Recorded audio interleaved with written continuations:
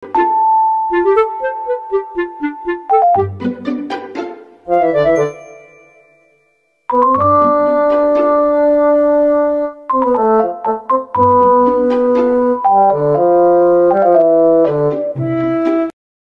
day, everyone. My name is Joven Artani Manuel, a first-year student from the University of Southern Mindanao. So my task this morning is to discuss the lesson 12, which is all about learning to be better student. So in this video, we will be learning several study techniques developed by educational and cognitive psychologists for students. So they develop these study techniques because according to them, marami daw mga students ang hindi nakakasabay sa education system. So they see that maraming students ang nakaka-experience ng challenges, marami ang students ang nahihirapan in terms of their academic. So they propose these study techniques as a solution para makatulong sa mga students. So the first study technique that we have is elaborative interrogation. So kapag sinabi natin elaborative interrogation, from the word itself, elaborate, when we are studying the study material we are reading or reviewing, hindi lamang tayo nagbabasa, but instead we are asking questions like questions how and why para mas lalo nating maiintindihan yung concept ng ating binabasa.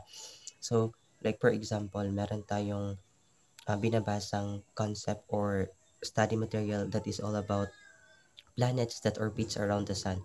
So, ang elaborative interrogation happened in a way that magtatanong tayo ng mga questions regarding those concept or study material para mas lalo nating maiintindihan yung ating binabasa o yung ating nire-review. So, for example, we are studying, sinabi ko kanina, about the planets that orbits around the sun. So, elaborative interrogation happens in a way that ano ba ang mga planets na nag-orbit around the sun, paano sila nag-orbit at bakit sila nag-orbit. So, by simply asking questions like those, mas lalo nating naiintindihan yung ating binabasa. Yun yung elaborative interrogation. Ini-elaborate natin lalo para mas lalo nating maiintindihan. Next is self-explanation. So, I know most of you here are familiar na sa self-explanation na study technique. So, when we are reviewing or studying the review material that we have, ini-explain natin yung ating binabasa with our own words. So, ini-explain natin kung ano yung nilalaman ng concept ng ating binabasa by using our own words, but we are making sure na yung mga words na ginagamit natin ay aligned or anchored doon sa topic. Next is summarization. So, familiar naman kayo sa study technique na summarization. So, while we are reviewing or studying the study material we are reading, kinukuha lamang natin doon yung mga important details o yung pinaka-gist ng study material na ating binabasa. So, we are excluding those unimportant or repetitive details sa text nating binabasa. Kinukuha lang lamang natin doon yung main theme or yung focus ng ating binabasa. Yun yung summarization. Next is highlighting or underlining. So, very common sa atin, no? So, hindi ko na siya masyadong i-explain dahil alam naman natin to lahat. So, highlighting or underlining, kagaya lamang siya ng summarization. But they differ in a way that summarization, we are rewriting it and we are only getting the gist out of the study material we are reading.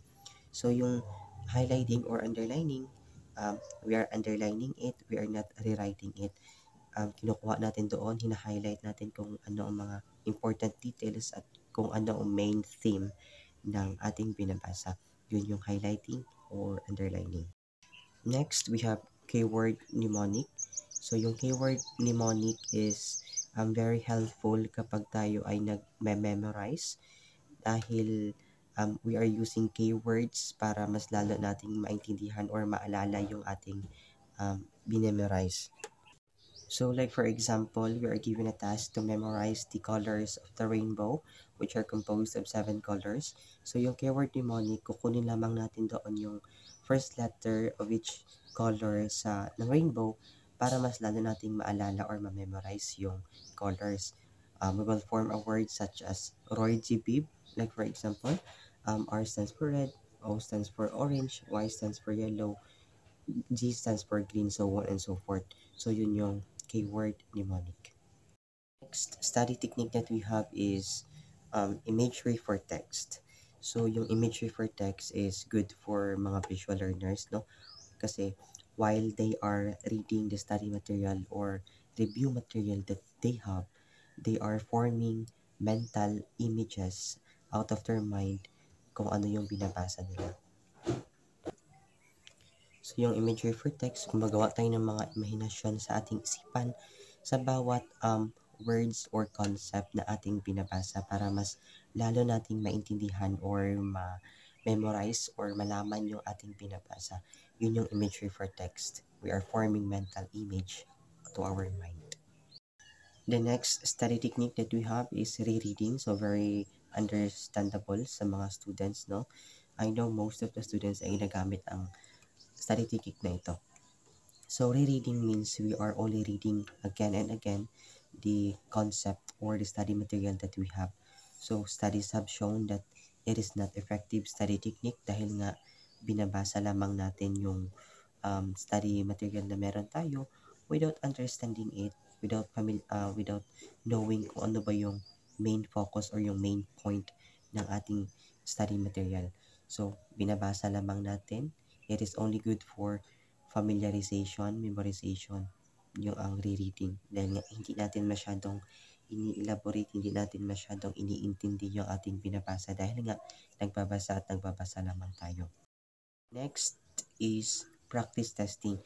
So yung practice testing ay dito mapafall yung mga post-test, pre-test. So we are using post-test and pre-test to measure kung gaano ba natin kaalam or na-master yung isang concept na ating binabasa or ating nire-review. So yun yung practice testing. So yung result ng post-test or ng pre-test na ating ginawa, yun yung magsasabi na kung gaano natin ka-master or how well we know the concept or the study material that we are reading. So yun yung practice testing. We are measuring our capabilities to know gaano natin ka-master ang isang concept na ating binabasa. Next is we have distributed practice.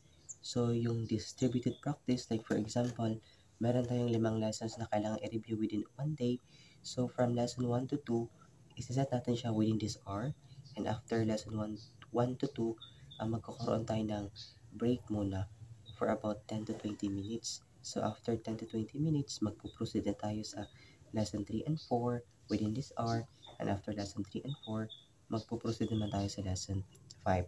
So yun yung distributed practice. So dinidivide natin into small sessions that have regular breaks yung ating pagre-review or pagsa-study.